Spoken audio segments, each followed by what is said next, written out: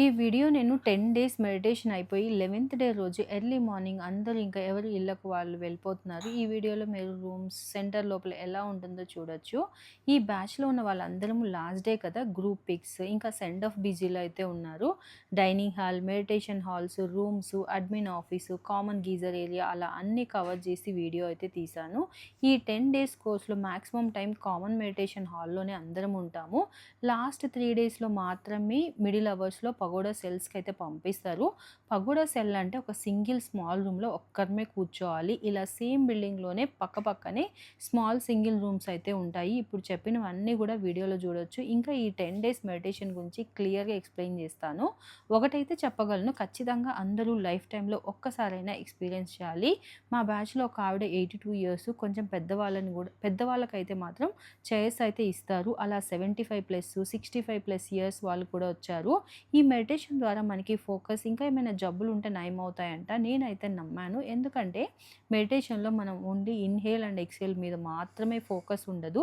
Through out body inside and out side మొత్తం గూడా multiple times travel చేస్తాము. ఇది వినడానికి మీకు కొంచెం కొత్తగా అనిపించవచ్చు. కానీ ఈ మెడిటేషన్ చేసిన వాళ్ళని ఎవరిని అడిగినా గానీ అందరూ అయితే ఇదే చెప్తారు. ఈ మెడిటేషన్‌కి వెళ్ళే ముందు 10 డేస్‌కి సరిపడా బట్టలు, దుప్పటి, టవల్స్ ఇంకా మనకు కావాల్సిన వస్తువులన్నీ తీసుకెళ్ళాలి. ఏమైనా మిస్ అయితే అక్కడ దొరుకుతాయి, కొనుక్కోవచ్చు. అంటే సోప్స్, షాంపూస్ బేసిక్‌వి మాత్రమే దొరుకుతాయి.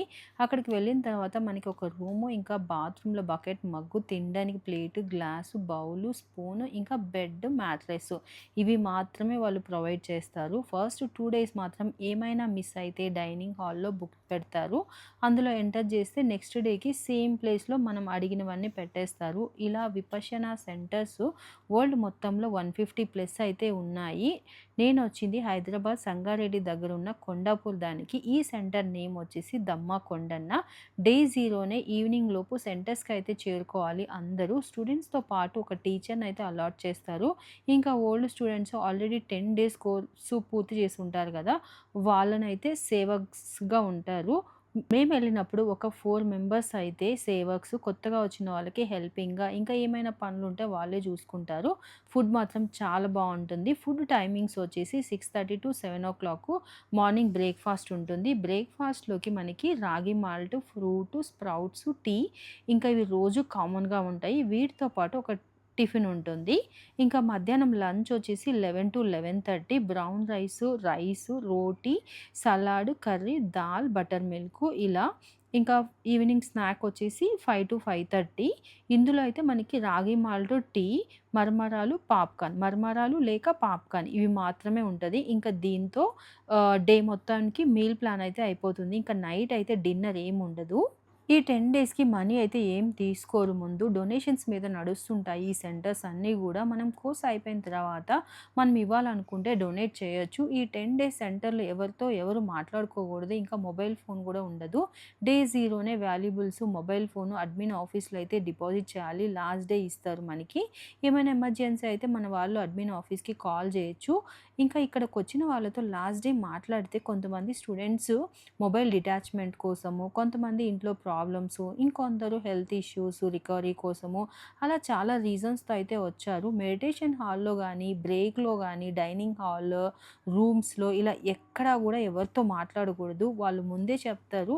ఎవరు ఏ ప్రాబ్లమ్‌తో వచ్చారో సో, ఎవరితో ఐ కాంటాక్ట్ గానీ, ఇంకా మాట్లాడడం గానీ చేయగూడదు. ఇంకా మనతో పాటు బుక్సు, పెన్ను అలా ఏం తెచ్చుకోకూడదు. ఎందుకంటే అప్పటి వరకు ఉన్న ఆలోచనలు బోయి కాన్సంట్రేట్ చేయడానికే చాలా టైం పడుతుంది. ఇంకా రూమ్‌కి వెళ్ళిన తర్వాత మాట్లాడడము, బుక్స్ చదవడము అలా చేస్తే మళ్ళీ మెడిటేషన్‌కి కూర్చున్నప్పుడు ఇంకా కొత్త థాట్స్ యాడ్ అవుతుంటాయి. కానీ ఇది విన్న తర్వాత నాకు నిజమే అనిపించింది.